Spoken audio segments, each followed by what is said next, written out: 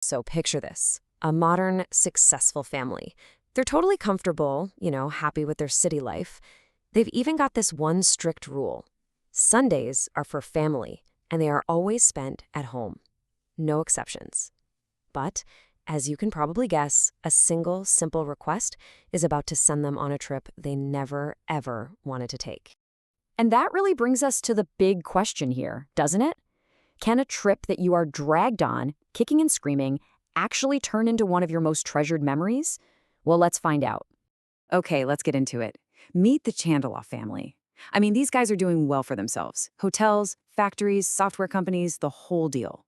Life is good, it's busy, and it is very much centered in the city. Their one real anchor, the thing that grounds them, is that Sunday rule. It's kind of like a forced pause button on their crazy lives, making sure they spend time together at home. But then, one Sunday, the family matriarch, Chandulal's mother, she just throws a wrench in the whole routine. All she has is this simple, heartfelt wish.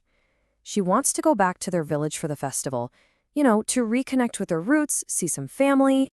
And the reaction? It is immediate, and it is not great. The first pushback comes from Chandula's wife, Jamuna. And what's really telling here isn't just that she doesn't want to go. It's the question she asks. It shows a real disconnect. To her, the village is just this empty place with nothing to offer them.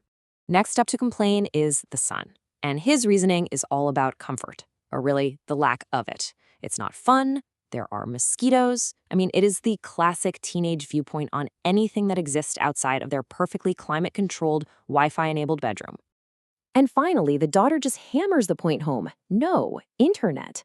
For her, a place without a connection is basically another planet. So the family is united, all right, but they're united in not wanting to go. Still, the grandmother's wish was so genuine, so heartfelt that Chandulal just can't say no. So, against everyone's will, the trip is on. So you can just imagine them, right? The whole family reluctantly piling into the car. The mood is, let's just say, not exactly festive. And the problems start right away, not just with their bad attitudes, but with the road itself. After a sudden jolt from a massive pothole, the son pipes up with this little gem. It is so dramatic, but it just perfectly captures where their heads are at. Every little inconvenience feels like a total disaster. But then you have the grandmother, the whole reason they're on this trip, and she comes back with this witty, wise little comment. She just completely reframes the whole thing. It's not a problem, it's yoga. It's a small moment for sure, but it's the first little sign that maybe, just maybe, there's another way of looking at all this. Okay, so they finally arrive. And once they're out of that bumpy car and actually in the village, something starts to happen. Those tough city attitudes, they start to crack. And it begins with the person you would least expect.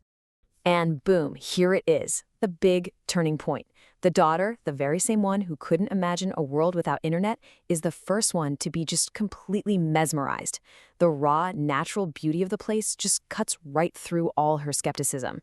All that fear she had, it's gone, replaced by pure wonder. And the transformation doesn't stop there, because now the family actually has to get their hands dirty. They're not just watching the festival meal being made, they're part of it.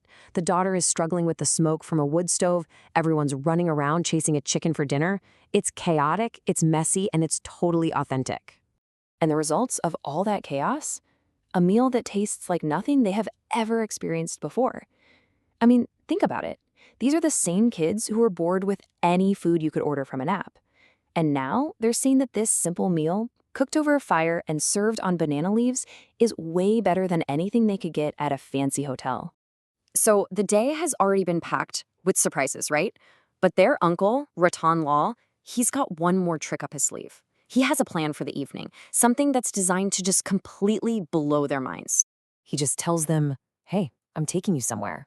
But he won't say where. So there's this great little bit of mystery and anticipation building as they all head out into the fields just as the sun is starting to set. And this is what they find. It's just an incredible, almost magical scene. There are chairs literally set up right in the middle of a cool, flowing stream. A fire pit is crackling away, getting ready for fresh kebabs, and their cold drinks are just sitting in the water, chilling. And all of this is surrounded by these lush green fields with an amazing view of the mountains.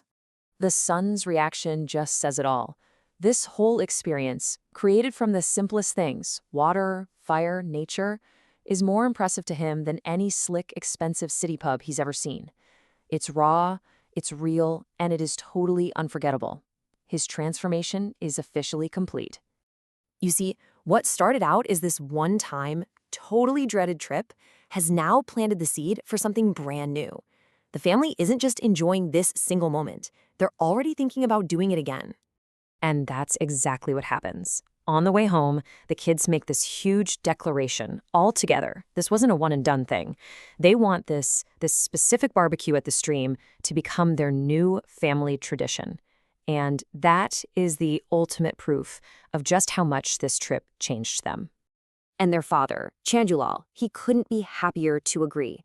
The journey they all fought against, the one they dreaded so much, has now woven itself into the story of their family.